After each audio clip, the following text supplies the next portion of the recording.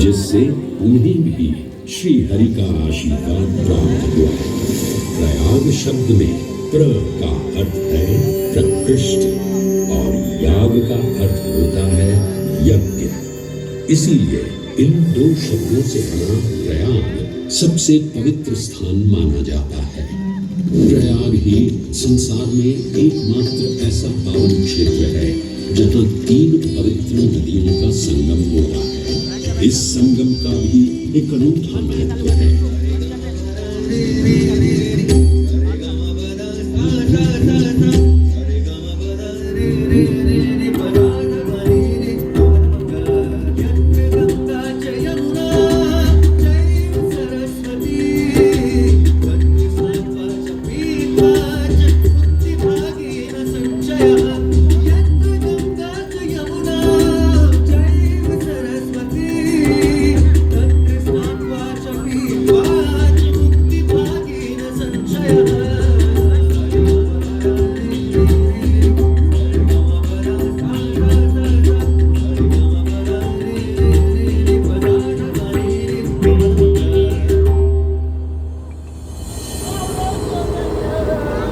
प्रयाग में गंगा, यमुना और सरस्वती जैसी 3 सबसे पवित्र और पूजनीय नदियों का दिव्य संगम होता है।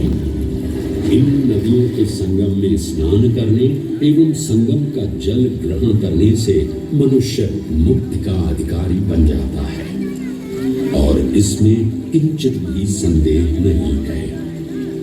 ब्रह्म पुराण में ब्रह्मा जी भी कहते हैं कि प्रयाग में सरस्वती जी अदृश्य रूप में आकर गंगा जी से मिलती है। इसलिए इस क्षेत्र को सरस्वती तीर्थ संगम भी कहा गया है। सरस्वती नदी के अदृश्य रूप से मिलने के पीछे भी एक पौराणिक कथा सुनने को मिलती है। ऐसा माना जाता है कि बद्रीनाथ क्षेत्र की गुफाओं में जब वेद व्यास जी भगवान गणेश को महाभारत की कथा सुना रहे थे, तब उस क्षण सरस्वती जी हिम शिखरों से टकराते हुए अपना मार्ग बनाती हुई बड़ी ही तीव्र गति से बह रही थी। सरस्वती नदी के इस तेज बहाव से उत्पन्न होने वाली तेज ध्वनि वेद व्यास जी का ध्यान भंग कर रही थी। इसलिए महर्षि वेद व्यास जी ने सरस्वती जी से वेग और ध्वनि को कम करने का आग्रह किया, परंतु उनके अनुरोध उपरांत भी जब सरस्वती नदी के वेग एवं ध्वनि में कोई कमी नहीं हुई तो उन्होंने क्रोधित होकर सरस्वती जी को श्राप दे दिया और कहा कि वे अब धरती के भीतर यानी कि पाताल लोक में प्रवाहित होंगी। तब से ये माना जाता है कि हिम शिखरों से उद्गमित हुई सरस्वती नदी उत्तराखंड के माना गांव से आगे अपने अदृश्य रूप में प्रवाहित होती है। आगे चलकर यदि अदृश्य रूपी मां सरस्वती प्रयागराज में गंगा एवं यमुना नदी से मिलकर त्रिवेणी संगम को पूर्ण करती है। ये प्रयाग नदी पवित्रता का उद्गम है, जिसके अंश हमें वेदों एवं पुराणों में भी मिलते हैं, जिनमें वर्णित है सुरों असुरों द्वारा हुआ समुद्र मंथन। अमृत प्राप्ति के लिए सुरों और असुरों ने एकजुट होकर क्षीर सागर का मंथन किया, जिसके संदर्भ में पुराणों में विभिन्न कथाएं देखने को मिलती हैं। उन्हीं कथाओं में एक कथा महर्षि दुर्वासा और इंद्रदेव से संबंधित है। इस कथा के अनुसार ऋषि दुर्वासा ने इंद्रदेव से प्रसन्न हो उन्हें पारिजात पुष्पों की एक दिव्य माला भेंट की, जिसे इंद्रदेव ने साधारण पुष्पों की माला समझ स्वयं धारण न कर उसे अपने वाहक गजराज ऐरावत के मस्तक पर रख दिया। पल भर में गजराज ने वो माला धरा पर गिरा उसे अपने पैरों तले रौंद दिया। ऋषि दुर्वासा से ये अपमान सहन न हुआ और उसी क्षण क्रोधित हो उन्होंने इंद्रदेव को श्राप दे दिया। हे अहंकारी इंद्र, तेरा इतना दुस्साहस जिस वैभव एवं शौर्य पर तू इधर आ रहा है, क्षण भर में ही तेरा ये वैभव, प्रतिष्ठा, शक्तियां सब नष्ट हो जाएंगी। अत्रिपुत्र दुर्वासा समस्त देवगणों को श्रीहीन होने का श्राप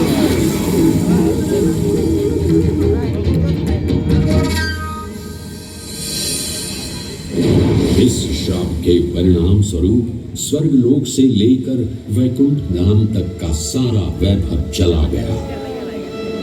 जहां स्वर्गलोक में सभी देवता अपना वैभव एवं शक्तियां खो चुके थे, वहीं वैकुंठ धाम में मां लक्ष्मी भी क्षीर सागर की गहराइयों में चली गई। उनके जाते ही सृष्टि का संतुलन बिगड़ने लगा एवं असुर राजा बलि ने तीनों लोग अपने अधीन कर लिए। ये सब देखकर सभी देवतागण अपने श्राप के निवारण हेतु भगवान विष्णु की शरण में जा पहुंचे और कहने लगे, हे पालनहार, हे स्वामी, अब आप ही हमें इस श्राप से मुक्त होने का मार्ग बता सकते हैं, अन्यथा हम अपनी शक्तियों से सदैव वंचित ही रहेंगे और युद्ध में कभी भी असुरों का सामना नहीं कर पाएंगे।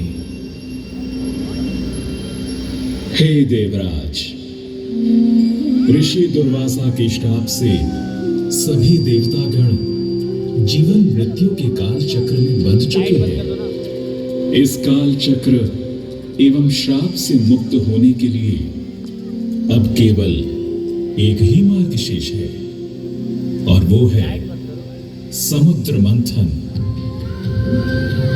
इस समुद्र मंथन से निकलने वाले रत्न ही आपके खोए हुए यश, वैभव और कीर्ति को पुनः स्थापित करेंगे। परंतु आपको इस मंथन के लिए असुरों के बल की भी आवश्यकता होगी, क्योंकि उनके बिना यह समुद्र मंथन संभव नहीं है। जैसी आपकी आज्ञा प्रभु, हम असुरों के साथ समुद्र मंथन करने के लिए तैयार हैं। देवताओं और असुरों ने एक मत होकर क्षीर सागर का मंथन करना स्वीकार किया। जहां मंदार पर्वत मथनी के रूप में आए, तो वहीं वासुकी नाग को नेति की भूमिका मिली। भगवान विष्णु ने स्वयं कूर्म अवतार धारण कर मंदार पर्वत को उसका आधार प्रदान किया। क्षीर सागर को मथना शुरू किया गया और 14 रत्नों में सबसे पहले हलाहल विष उत्पन्न हुआ। उस विष के प्रभाव को कोई भी देवता या असुर सहन करने में समर्थ नहीं थे। इस कालकूट विष से सृष्टि का विनाश हो सकता था। इसीलिए इस आपदा से बचाने स्वयं देवों के देव महादेव प्रकट हुए और उन्होंने इस विष का पान किया। ये सब देख मां पार्वती ने विष को भगवान शिव के कंठ तक ही रोक दिया।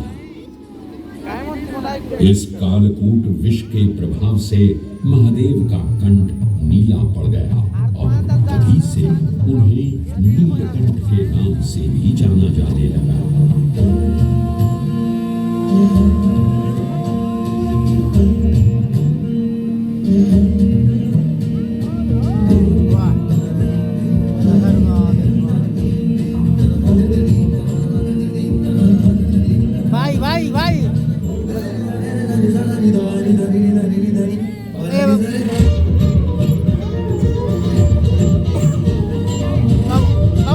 Babu, itar aja, itar.